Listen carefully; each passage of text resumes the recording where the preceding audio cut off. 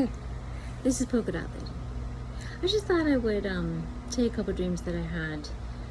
One was about a tsunami, and one was about war. And I'm doing them together because I think they kind of relate. But before I get into the dreams, I just want to kind of address what I see going on YouTube. First is there's a lot of people that clearly are getting these dreams, and I think it's amazing. I mean, that God can basically give bits and pieces of dreams to people, and as we all come together, then we get to see different elements and the puzzle comes together, and we have to work together in order to get it all done. But the one thing I see that's happening that makes me really sad is there seems to be a lot of fear porn with it. I'm not a fan of that. I think we need to be confident in Christ. We need to trust Him, that He's going to take care of us and He's going to get us out of whatever it is that comes our way. Now, the other thing I want to tell you is that ever since I was a little kid, I've always had dreams, and then later, months, years, weeks, whatever later, those things happen. And I just thought that was kind of normal for everybody until I was, say, maybe in college, and people were like, "What? No, we don't get that." So it's taken me a long time to figure out how to work with my dreams, because I've always attended churches that are kind of not really a fan of that, any of the really more charismatic type gifts or whatever.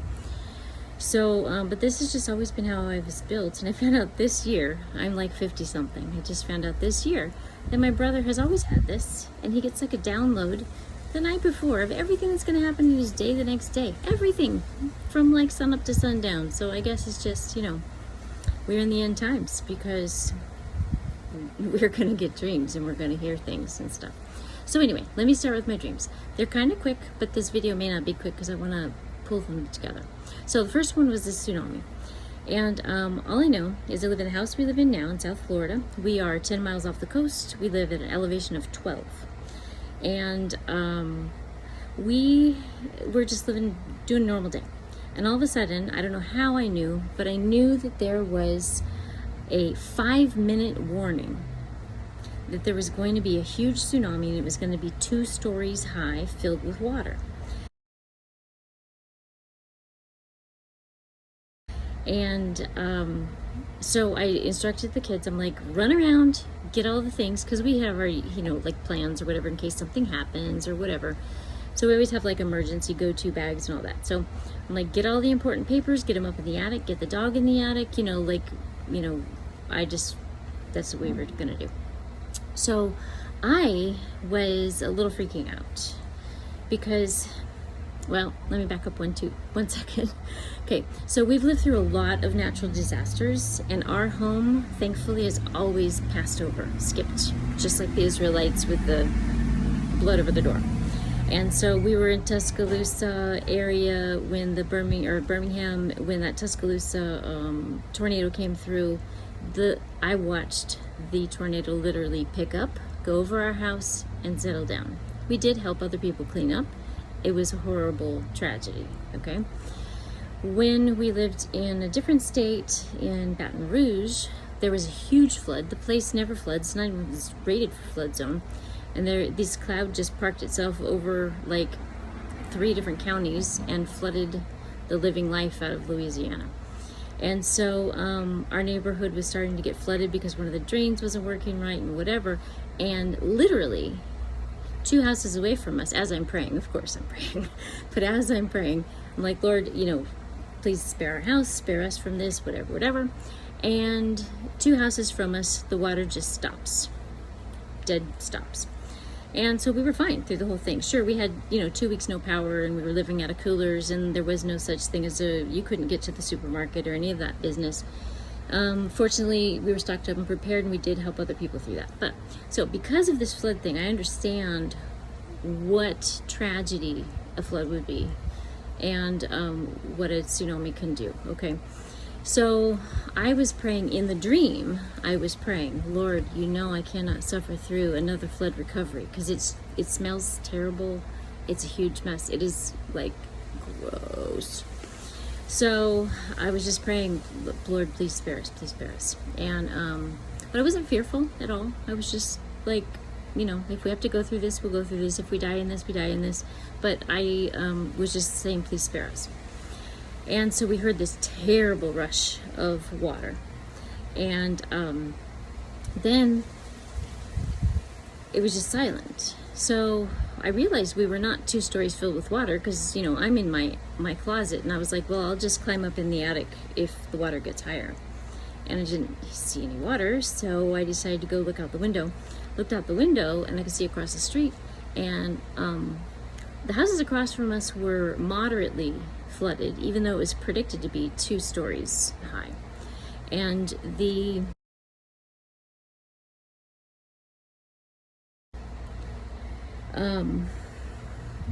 the water literally stopped at our property line.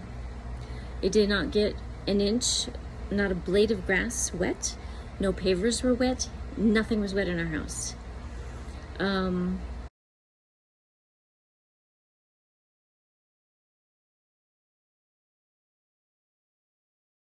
We did help other people muck out their houses and help them clean up and all of that stuff, and through that, we shared Christ with some people. Okay, so in that dream, I felt 100% that should a tsunami come, we would be taken care of. And I forgot to mention that dream was in fall of 2020. And until I looked into tsunamis in this area, I didn't even have any idea, because we're 10 miles from the coast, that we would even have any jeopardy whatsoever. So I looked into it, and I guess, there's some scenarios where that could be real. So I just felt really very much like we were protected and that God has our back, no matter what comes our way. So here's the next dream. So we go to the war dream. Now the war dream was in winter of 2021. And in this dream, it just started out that I walked out my front door. And I saw every house on our block was complete rubble, except ours. And I could see, because so many houses were flattened, that there were only a few houses in the whole entire neighborhood that were standing, and all of them were like ours. They were just perfectly standing. Not one brick was touched, not one tile was moved, nothing.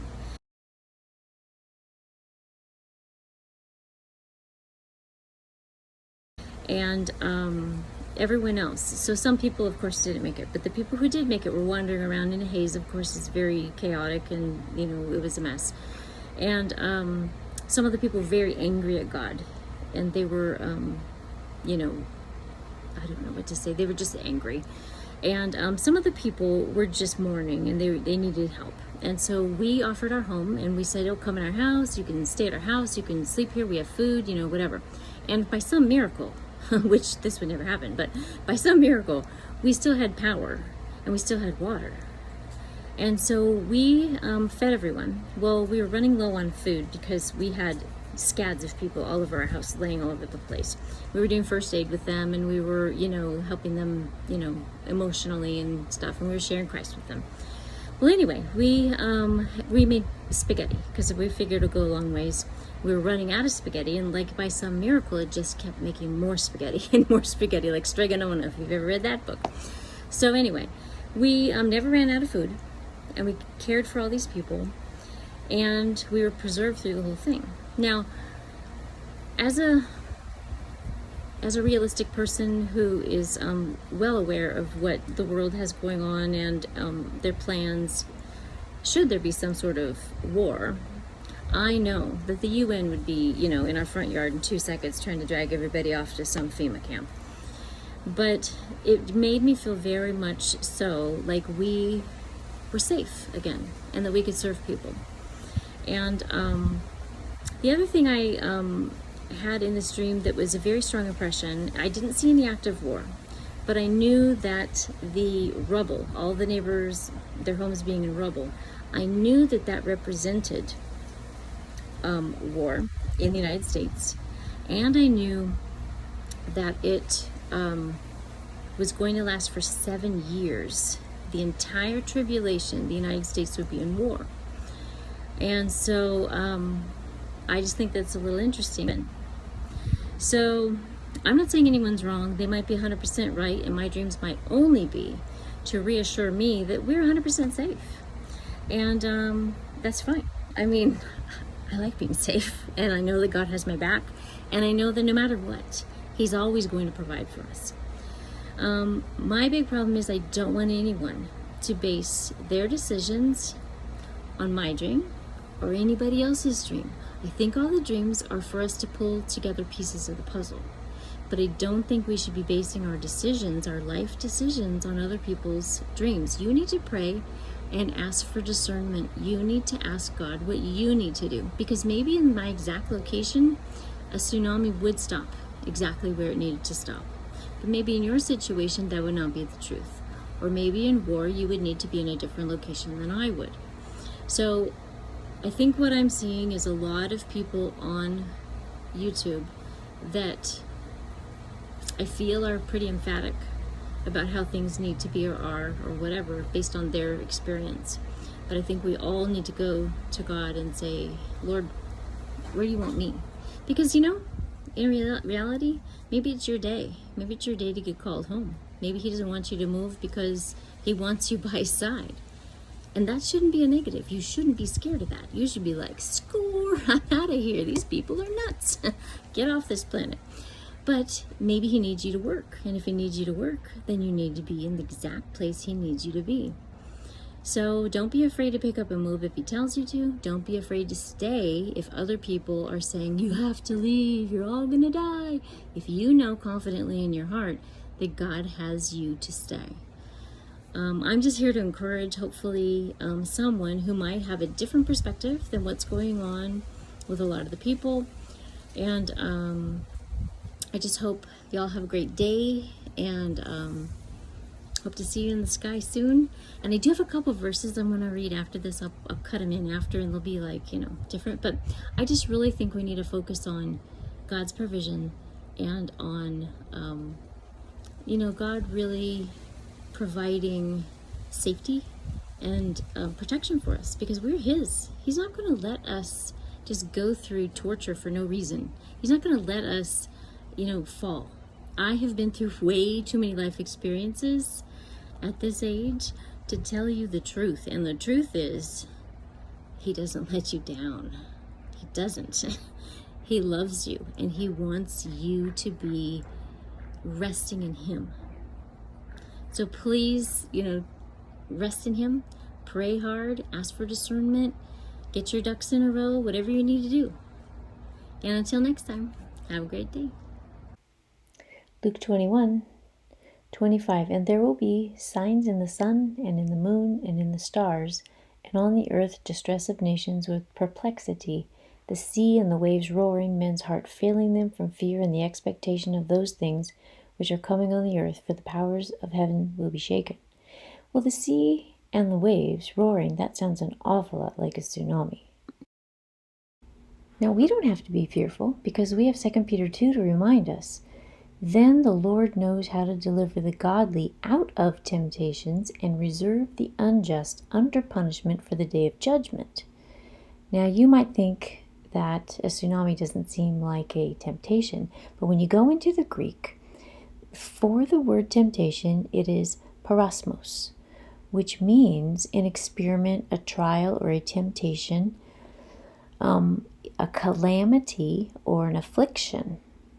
So basically, you will be saved out of or delivered out of the calamity, and those punishments are for the unjust. Now, several months after I had this dream, I was reading my Bible and I found Psalm 32. And it was saying that, for this cause, everyone who is godly shall pray to you in a time when you may be found. To me, that is pre-trib. Surely in a flood of great waters, they shall not come near him. Who's him? That's God's people. And you are my hiding place. You shall preserve me from trouble. You shall surround me with songs of deliverance. I will instruct you and teach you in the way you should go. So here's the deal. Not every single person is going to be spared from the flood that is a Christian. But should they be near you, and God says, no, you particularly, I am going to protect you from that, He will allow you to know that by instruction and teaching you which way you should go. If in fact you need to go and leave. He should instruct you to that. The point is, listen to God and don't listen to everyone that's on the internet that has had a dream. You need to have your own discernment. Psalm 91 reminds us we need to trust in God and not be afraid of things, especially if we're in a situation where war comes to us. We don't fear, we trust in our God. One of my favorite parts of it is 1,000 may fall by your side, 10,000 by your right hand, but it shall not come near you. Only with your eyes shall you look and see the reward for the wicked. He will give his angels charge over you to keep you in all your ways. Trust in God. You put your life in him and he will keep you secure. Do not fear.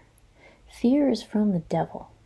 It says in Hebrews 2, he himself likewise shared the same, that though through death he might destroy him who had the power of death, so that's the devil, and release those who through fear of death were all their lifetime subject to bondage. That means the people that are scared of death, Satan is the one giving them that fear. You should be relaxed about death. You should be like, yeah, I'm good because I'm going to heaven. And I may not like how it ends or this or that, or I may not even want to miss my family or my kids, or maybe I didn't get to see X, Y, or Z happen in life. But the fact is, you should be secure and relax in knowing that God has your back. That's the entire point. Satan causes fear. Don't buy into it. We might have some things coming at us that might not look very fun, especially as bills get passed and things happen. And the point is that we need to trust God. Just like the Israelites, when they had to go into the promised land, they didn't trust God, so they got put on time out for 40 years. Okay? Remember Joshua 1:9, have I not commanded you, be strong and of good courage. Do not be afraid or dismayed, for the Lord your God is with you wherever you go.